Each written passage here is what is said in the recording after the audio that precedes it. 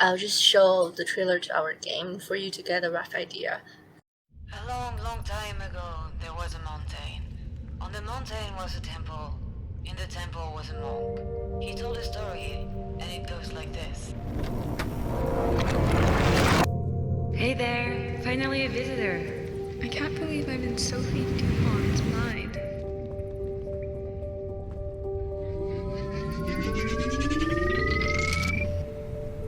When I was 4, I had a constant headache. Doctor said something about a benign tumor in my brain.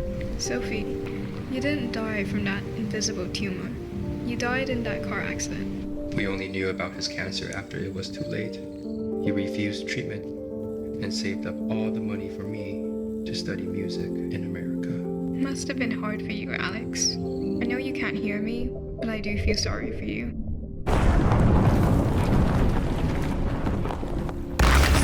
What are you doing? Who are you? I'm a forgetter. Sorry. I have to do this. Was it surprising that I ended up a nobody music teacher in my own high school?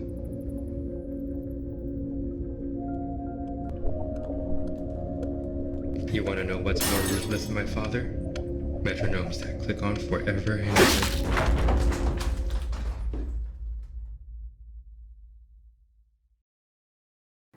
So that's a 1-minute trailer of our game, and in the end you can see the credits. Our producer is called DSL Collection, and design part is done by our studio. It's called Sometimes Monastery. Sometimes Monastery is like a game studio. I guess everyone here belongs to one or created one already.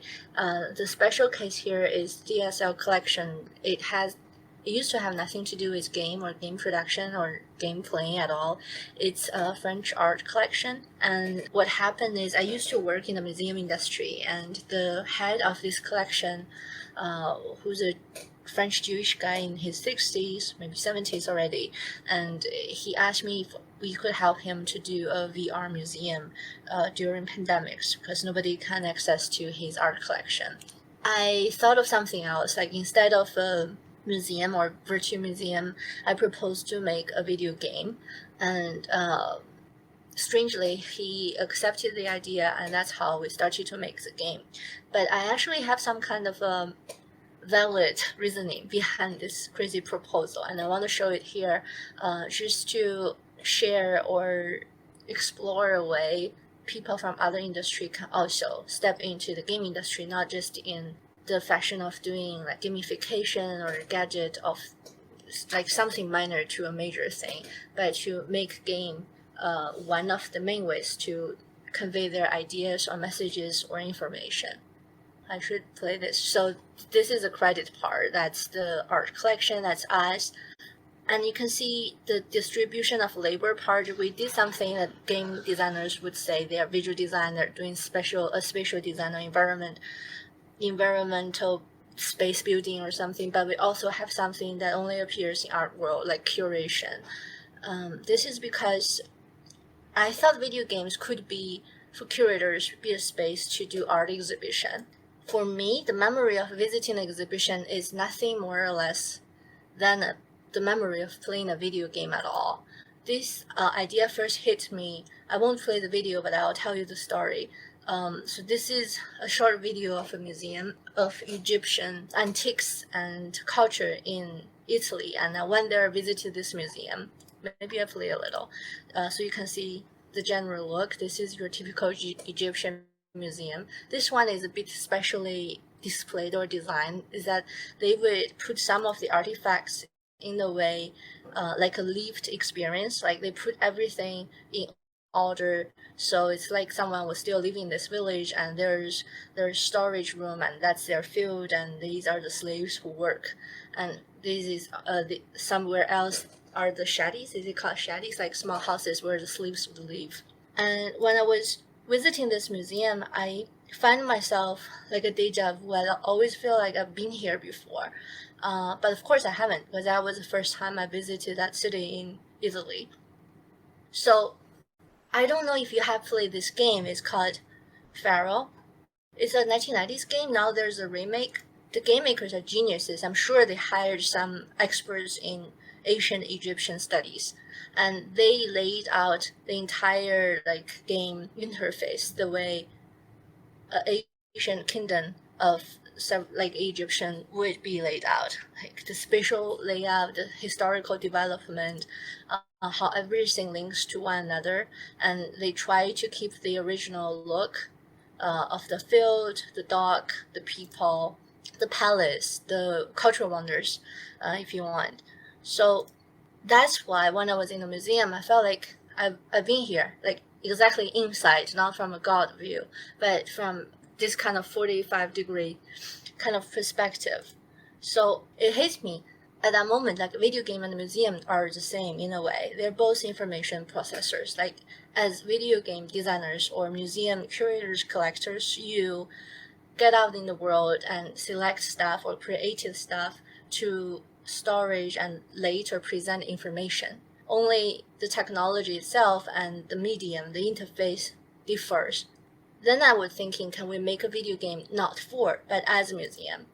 Because I won't play this video, it's just some gamification for museum, the museum studies or museum exhibitions where you hold your phone and it tells you how to navigate. Maybe you can capture some Pokemon, and that's usually how even big museums are doing with, they call it gaming applications. The Louvre was doing it. So she's looking at her phone, and there's small avatars would direct her to the real paintings. But we didn't want to do that. The idea of virtual museum was not new at all. It was there already in 1980s, but then it was mostly about hyperlinks, internet, still presenting analog information or outlook of museums onto digital platforms. I'm sure we're all familiar with it in this age. Today's most advanced part is to do 360 degrees of virtual museum as if you can walk in it. So this is a screen capture of one of these virtual exhibition I was looking at. This was another one in Louvre. This is how you view a museum exhibition now. But everything has changed because of the pandemic, and I guess everyone knows about it. While the number of game players are increasing dramatically, the museum visitors are dropping dramatically, and major museums are all trying to go digital to solve their visitorship or audience problem. And mostly they want to still create a personal experience because that's what you get when you go to a physical museum. They want to recreate it in a game space or game interface. And this is the collection we worked with. It has already tried to do virtual museums, and this is what they get 2 or 3 years ago.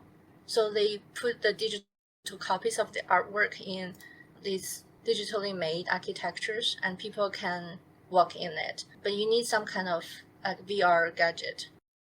So that jumps back to the original half joke, half idea proposal. I told the French guy, why don't we make a game as a museum, not for a museum, not for his museum, but this game itself can be a museum or it can be a Trojan horse like a museum, but people don't have to know about it. For average players, you're just playing a game. Then there's some kind of definition of game design I find. I find it's very inspiring. It says game design is essentially the process by which a designer creates a context, a world, a story, a particular aesthetic style to be encountered by a participant, whom is a player, of course, and from these encounters, meanings emerge.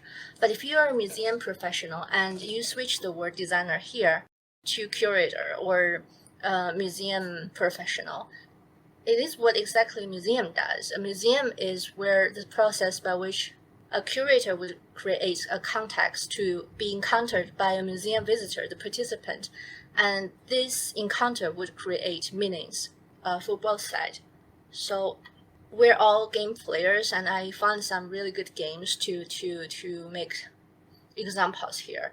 But basically, you don't duplicate a physical exhibition, you don't copy everything, text, 3D object from analog space into digital space, but you recontextualize the artwork in video game stories and environment. Like this game, it's really good. I guess some of us have already played it. What's it called? Ancestor. So basically, this content in this game could be the major display in a science museum or nature museum, but instead the genius designer made it into a game. So as a player, or participant, we get to embody our ancestor and try to see how evolution works firsthand in an experimental, playful way. A good museum could do this too, just in another different methodology. So essentially, it's all from idea to reality. One is a virtual reality, the other is a reality. One is in a physical space, the other is on our consoles, phones. If you are not familiar with the curatorial process, I did a screen capture for you. And if you have designed a game, you would find this very familiar. First, you have a concept, then you do some research, and you select object. Object could be in games like 2D or 3D models, images, voices, sounds, music, animation. And then you do interpretive planning. This is where captions, publications coming in.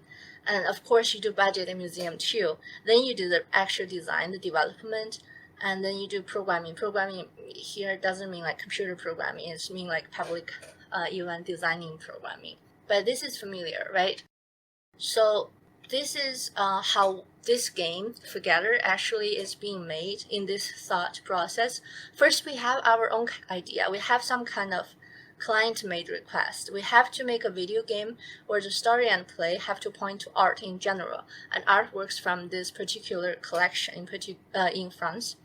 And the artworks must be embedded in the game as a story, visual, spatial element. It doesn't stand out as a gallery. Players will have more interaction with the art than just watching it, so it's more than a gallery.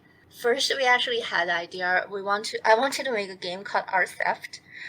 We want to make fun of the ridiculously high price of some of the well-known contemporary art pieces. So the idea is, as a player, you are inside a really rich art collector's house, but it's abandoned. So you're a cleaner, but you know that some of the garbages are actually contemporary artwork, and it's really valuable. The task is for you to identify art piece from junks and try to sneak these artworks out and sell it at black market. But this was too much a system for us to design, so gradually we shift into memory archaeologist, where we go into dead artist's mind and see what was the art world like in the 21st century, and then it merged or transformed to what the game it is. Now it's Together, where you become a future worker who can hack to past generation of artist's mind and see what was there. And then that's the game. So remember what I said, is the same to build a game as build an exhibition. This is our game, but this could also be seen as a museum itself. People who have played it, like Johnson, would know you would first walk into this IT field future technology company, and this is the operation room, and this is like the portal of everything, and we call it the foundation of the museum. And this museum is a collection of people's mind, and these are the two levels, like two artists' mind. One is a Chinese male musician, the other is a French contemporary artist. And then you go through this portal, you go to the second and third floor, so to speak. The second floor of this museum is Alex Lee's mind space, and so the third is Sophie Dupin's. And we have to set up some meta-narrative. Like you go to a museum exhibition, there's always a theme. So the meta-narrative here is what I said, the future world where memories can be accessed and destroyed. And we have very small budget, so we made this more convincing and easy to understand by some kind of commercial of a fake company. So to deliver what their business is and what are the procedures, and we set up some kind of this Apple Inc. kind of company, and an operation room look like high tech. So you would walk into these corridors and you see famous people and their mind, and tells you how much is it, just to actually is a very efficient way of telling the background, the world, so to speak. And the first floor is Alex, the failed Chinese artist, and we have some kind of basic theme going on. Like he's a musical prodigy, and he has some bitter relationship with his father. He's pretty lonely, and so we want to make it more realistic. And we want to make the visual and environmental style very everyday life, 1980s home decor. There's something about family members, and luckily the DSL arts are almost all Chinese contemporary art, which would be in sync with the general tone here. Of course, we went on 3D assets market and stores to get some of the 1980s home furniture. It's very difficult, it turns out, because most of these assets are more about European or North American aesthetic style, and we searched for USSR, and it turns out there are a couple of things that's very similar to 1980s China.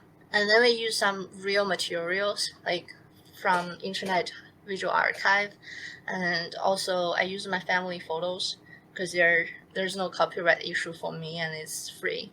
Then there are the other things, which is a digital copy of the original artwork, which also tells like trauma, political generation, or internal influence inside a family across different generations. This is another like photo work by a contemporary artist who has a lot of interest in discovering intimacy between the two genders in today's age. Environmental wise is the other person in our studio. His name is Alan Kwan. He's artfully engaged today, so I'll just say it for him. He's a really good artist in building 3D environment. He built this hyper-realistic or surrealistic emotional space where dream and nightmare and memory and everything just fused together and combined with lights, artworks, and we have some kind of sound or voice actors doing narration or dialogue to altogether create this kind of memory, surrealistic feel. He also designed this we call it nerve tree. It's symbolic signs of, because we're in the person's mind, so this is what his neural is like when it's disturbed. After you clean it, it becomes green. So it's also a hint for the players that your job here is done. The interaction-wise, our game is relatively easy. Mostly it's a walking simulator, but we want to do something that might be not so controversial in game. We want to smash everything, but in our world is some kind of blasphemy because we're destroying representations or digital copies of artwork, but nonetheless, we're still destroying artworks. In a real museum, this could be illegal and we could be in a jail and facing, I don't know, millions of dollars of fine, but in this game it's fine. We actually later found an artist who's like a mega artist and his work is displayed in this game, and he asked his assistant and his family to destroy it and he had fun. So we're lucky. We didn't offend people.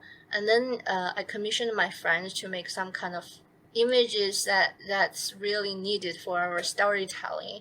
And I don't know if you're interested in here, but in art, the definition of art itself, right? Why is the work of a famous artist, established one, could be seen as art, but this like photo, which is also very well taken by my friend, contributing or helping out in our game, or the 3D assets we saw on, I guess, Unity asset store, doesn't count as art. These are the questions we leave out there. And then we have, in this museum of the game, we also had a lot of audios. So we did some kind of like film direction during production. We tell the actors and actresses what kind of emotion, energy we're looking for, and we improvise on site. This is Charlie, our friend. He's trying to project kind of like dreamy, unconscious melody, hymning, like reflects the artist's memory of the better part of his childhood. Then when we finished this game, we went to different fairs, and including art ones. So we got what I put here is like a time loop, which museums doesn't see often, like player engagement. These are some videos our friends was recording for us, and of course they put their face there too, and we can see real feedbacks. I guess everyone here is very familiar with these kind of procedures, but imagine a real museum. Nobody really cares you as individual visitor, your reaction, your mental activity going on when you are engaging or just viewing some kind of display there. And then we ask people to write us reviews. Some people write very technical feedbacks. Is very, very helpful, like for us to debug or make the game better. Some people wrote more like personal essays about how this game evoked them, about their own personal past, family history, or some kind of love triangle, and it goes very deep for us. And finally, we release it on Steam. It's early access in April. Then we got invited to art spaces, and it's kind of funny for us because the whole idea of the game is so that people don't have to go to art space and can enjoy the artworks in an unconscious way in the game. But eventually, the art world try to simulate a game. In the end, they put up furniture, decors that simulates the kind of art style that we developed in the game. I guess that's my whole PowerPoint. All right, thank you, Allison, for your Thanks. very in-depth presentation. How much feedback do you take in, and how often did you improve the design of the game? I see. So we developed it for 10 months. I think in month 3 or 4, we have our first playtest, and the game changed radically, like nothing. I don't think we kept anything from the first demo. Like some of the basic idea and play mechanism was still there, but in terms of other things, it's totally gone. Like in the beginning, we're very creepy. We tried to simulate a very dark room to create the kind of tension, but we invited 8 people to do on-site testing, and all of them were giving us feedback that it's too much. And we had this vacuum system at the beginning, but we weren't sure if we were going to use it. And it wasn't like this now. It was a bit messy. Like people really have to find all the broken pieces and stack them. And then we get these, I think, feedbacks from my friends in the US, the ones who were doing that video. They gave, because they're designers too, so they gave us some suggestion like we can still have the vacuum, but these things can just fly into your vacuum when you turn it on. You don't have to spend so much energy looking for the debris. And because a lot of people see the vacuum system make them feel very released, or it's like a soothing process. So we should make it simpler, but keep it there. So the first testing changed a lot, and then we did a massive testing, like sending out them like views, like very rough views to people everywhere. That's when we realized there's a lot of bugs. So that part is very technical. And then there's things about the game length, and some part is very boring, so we have to chop some space out. Language was an issue, and some people want us to have a save and load function, and we still don't. Then we go to fairs, right? So fairs is very face-to-face testing and feedbacks. We get the most harsh critiques and feedbacks in the fairs, but it's more about the genre of the game, because we were in a commercial, like a legit game fair, so people would expect us to be like a real game. They have very high standard for us, which is fair because they're players. And we didn't expect ourselves to fulfill all these demands, but now we're like taking a step back and trying to see if we can incorporate these ideas and comments into the next development phase. How was the reaction from the collection holder to the product? I can't imagine what's it like to propose the idea that a person can destroy artworks. Like, I'm very curious on their response on the design and throughout the development process. We're lucky because we're dealing with contemporary art, so it is more experimental. It wants to destroy itself. Generally, we didn't receive any kind of negative feedbacks. But if we're doing like antique museum, it could be a big thing, especially if there's like, I don't know, like patriotic or nationalistic feelings involved there. If this is a national treasure, I'm not saying everyone would be angry, but someone might be. So in contemporary art, it's actually what they do every day. And especially we're not really touching the real thing. It was okay. Oh, okay, yeah. He asked is Forgetter is VR exclusive? It's not a VR at all right now, but there's a chance that we turn it into VR. It's all depending on the funding. How would the game change once lockdowns are over and people can revisit museums? There is no real museum telling the same story and have the same kind of spatial design while also hosting these artifacts. I think the smart thing, it sounds too cocky. I think what we did good is that, especially for today's museums, when you're doing a really large scale exhibition, you have to consider a lot of things about physical transportation and insurance and how to preserve it and exhibit them, and what kind of people would go to the museum in the first place. So even if it wasn't a lockdown, for small collections like the one we work with, they wouldn't afford to build a museum at first, and then probably they can still loan their collected artworks to other museums, but a lot of money would be spent on transportation and storage. And again, they wouldn't be accessed by people who are game players. That's the other idea. Like, because I was in museum studies or museum industry for a long time, and I'm like a game addict, I always think the two have so much in common, but there's some kind of artificial wall, which is museum wall, put in between it. The whole thing becomes so sacred to visit exhibition, but it doesn't have to be. In the end, it's experience and information, which could easily get from the game, as we all do now every day.